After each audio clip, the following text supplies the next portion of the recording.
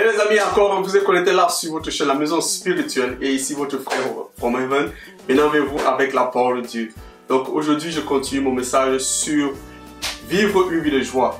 Waouh, quel thème, vivre une vie de joie. Et comme j'ai dit, Dieu aimerait nous voir joyeux. La Bible dit qu'il est venu donner la vie et la vie en abondance. Et dans cette vie-là, il est venu avec la joie. Il est venu donner à chacun d'entre nous une vie de joie. Dieu n'aimerait pas te voir souffrir. Le plan de Dieu pour ta vie, c'est une vie de prospérité, une vie de santé, une vie de réjouissance, une vie de plein d'accomplissement, de satisfaction. Dans le livre de Jérémie, il dit: je connais les plans que j'ai pour vous.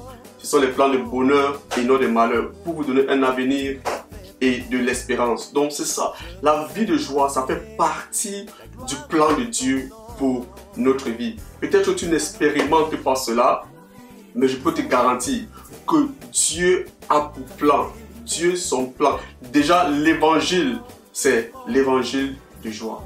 Jésus-Christ est venu avec le message de la joie. Il est venu nous donner un message pour dire: hey, arrête d'être triste, arrête d'être malheureux, malheureuse. Quel qu'en soit ce qui se passe autour de toi, je suis là pour te fortifier et pour te donner la joie. Pour te donner la joie. Pour te rendre heureuse, pour te rendre heureux. Donc, comme je disais, cette vie-là nous est disponible.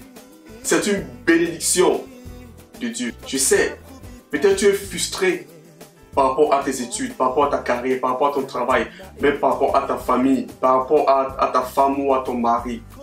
Mais Dieu n'aimerait pas te voir comme ça. Beaucoup de personnes souffrent parce que la Bible dit que la lumière est venue, mais les hommes ont préféré les ténèbres. Les hommes n'ont pas préféré de suivre Dieu. Les hommes n'ont pas préféré de mettre les confiances en Dieu.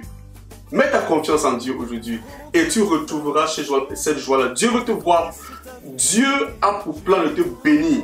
Dieu a pour plan de te faire, de te prospérer. Il a la capacité, il a l'habilité de te faire prospérer. Si et seulement si tu as cette foi-là. La Bible dit que de recevoir le royaume de Dieu comme des petits-enfants. Quelles sont les caractéristiques des petits-enfants? Pourquoi Jésus a dit de recevoir le royaume de Dieu comme des petits-enfants? Parce que les petits-enfants ne s'inquiètent pas, ils n'ont pas d'inquiétude, ils ne se plaignent pas beaucoup de choses, ils ne réfléchissent pas beaucoup de choses.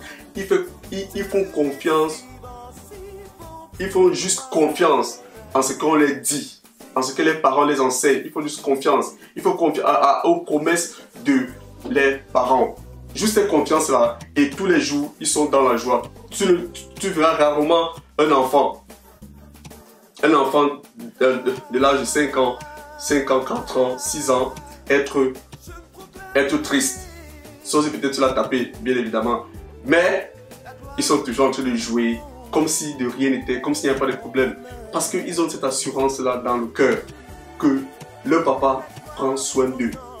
Leur papa prend soin d'eux. Et c'est la même chose. Mais parce que avec le temps, lorsque nous grandissons, nous perdons cette confiance-là. Et le diable, son rôle est là pour n'est-ce pas, amener beaucoup de choses autour de nous, afin que nous perdons nos regards. Nous serons distraits sur ce qui est important, la joie. C'est une attitude de vie, c'est un style de vie. Dieu a pour plan de nous prospérer. Il a dit dans 3 Jean, il a dit dans le livre de 3 Jean que, bien-aimé, je prie que tu prospères à tous égards. Donc, ne passe pas tes journées en étant triste, ou bien malheureux, ou bien angoissé, stressé, parce que quelque chose vient d'arriver, parce que tu as reçu une mauvaise nouvelle, parce que tu as reçu une mauvaise nouvelle, ou quelqu'un t'a quitté, ou bien quelqu'un t'a insulté, ou bien quelle qu'en soit la raison. Personne n'a la capacité de te stopper dans ta vie. Personne n'a la capacité d'être à l'encontre de ton avancement. Si Dieu a dit qu'il va le faire, si Dieu a dit qu'il va te bénir, si Dieu a dit qu'il va te faire prospérer, alors il le fera. Donc, tu n'as pas de raison d'être triste, tu n'as pas de raison d'être, de ne pas enjoy cette vie, si je peux le dire comme ça. Alléluia. Décide de comment tu veux vivre ta vie. Personne n'a la responsabilité de te rendre joyeux. La joie, je ne trouve pas dans les biens matériels. Beaucoup de personnes ont des plaintes. Ces plaintes sont frustrées et n'expérimentent pas cette vie de joie parce qu'ils considèrent, parce qu'ils regardent à ce qu'ils n'ont pas. Parce qu'ils se sont focalisés sur les choses qu'ils n'ont pas. Peut-être ils n'ont pas encore de boulot, ils n'ont pas d'argent en banque, ils n'ont pas. Alors, tout cela les dirige leur vie. Tout cela dirige leur vie. Mais ça ne devrait pas être le cas. Alléluia. Dans Isaïe 26, la Bible dit: à celui qui est ferme dans ses sentiments, tu assures la paix, parce qu'il se confie en toi. Je vais lire la version King James, la version anglaise. La Bible dit: you will keep him in perfect peace, whose mind is stayed on you, because he trusts on you. Il dit: il te gardera dans une paix parfaite. Celui-là qui a sa pensée sur Dieu. Il est important d'avoir sa pensée sur Dieu. Décide comme nous autres. Même quand on a à manger ou on n'a pas à manger, avec argent ou sans argent, nous sommes joyeux. Exprime ta joie. Il y a beaucoup de personnes qui ont même ce que tu crois que tu dois avoir avant d'être joyeux, mais qui n'en profitent pas. Que malgré cela, n'expérimentent pas la joie. Il y a d'autres qui trouvent la joie lorsqu'ils sont en train de boire le vin et lorsqu'ils sont dans une fête. C'est là où tu peux les voir et exprimer leur joie. Mais ce n'est pas le cas. Ce n'est pas de cette manière que Dieu aimerait que nous vivons. Dieu nous a tout donné. Il nous a tout donné en son Fils Jésus-Christ. Raison pour laquelle nous devons expérimenter, vivre une vie d'épanouissement, une vie de largeur, une vie de joie. Alléluia. Décide d'être toujours joyeux. Prends les moments de rire. Tu ris.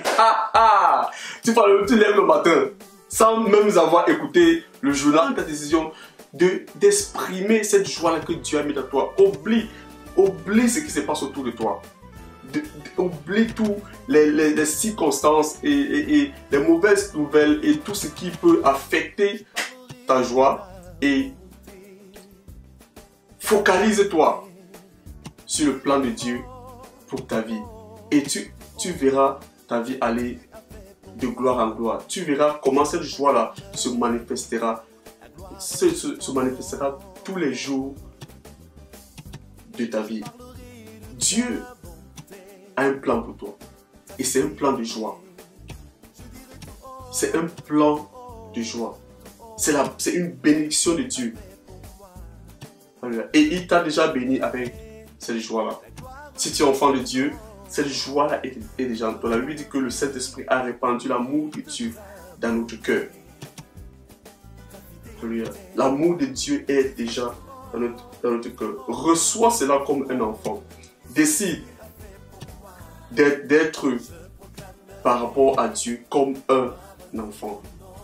Et expérimente la joie que Dieu nous a donnée en son Fils Jésus-Christ. Et si tu n'es pas encore né de nouveau et peut-être tu es opprimé, oppressé par les forces des ténèbres, je te conseille de recevoir Jésus-Christ dans ta vie aujourd'hui.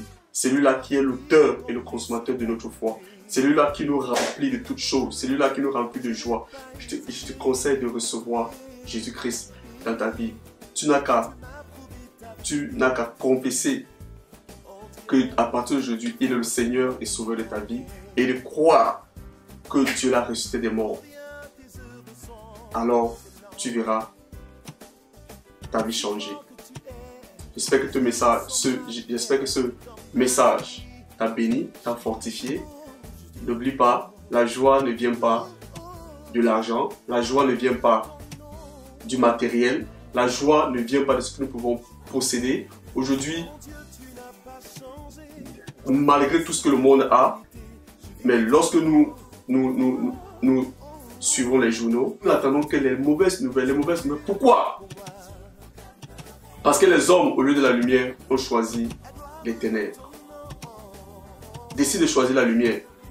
Décide de choisir la parole de Dieu. Décide de choisir le plan de Dieu pour toi. Décide de choisir Jésus-Christ qui est l'auteur et la source de cette joie-là inexprimable. Cette joie-là qui surpasse toute intelligence. Cette joie-là qui ne se retrouve pas dans le rêve de ce monde. Cette joie-là qui est à l'intérieur, dans ton esprit. La Bible dit que la joie, c'est le fruit de l'esprit. Dans Galates 6, dans Galates 7, 5, la Bible dit la joie, c'est le fruit de l'esprit. Il est à l'intérieur de toi. Choisis d'être joyeux. Vis une vie de joie. Car ça sera la santé pour tes os. Dieu veut te voir joyeux. Quelle que ce que tu traverses aujourd'hui, ce n'est que pour un temps. Ce n'est que pour un temps. Dieu a un plan super pour toi. Commence à te réjouir. Commence à vivre une vie de foi.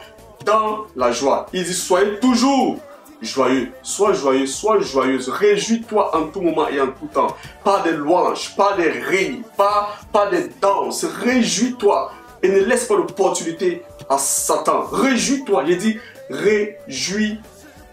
C'est une arme contre eux. C'est l'arme que Dieu utilise face à nos adversaires. Réjouis-toi. La Bible dit que Dieu siège au milieu de la louange et de l'adoration de son peuple. Lorsque tu prends la décision de croire, d'être focalisé, de croire au plan de Dieu pour ta vie, alors Dieu entre en scène. Lorsque tu t'es décidé de croire et de commencer à te réjouir avant que les choses ne viennent en manifestation, tu as déjà anticipé par la joie. Que Dieu te bénisse. Que Dieu te bénisse. Et je suis sûr que ta vie ne sera plus jamais la même. I love you. See you in the next video.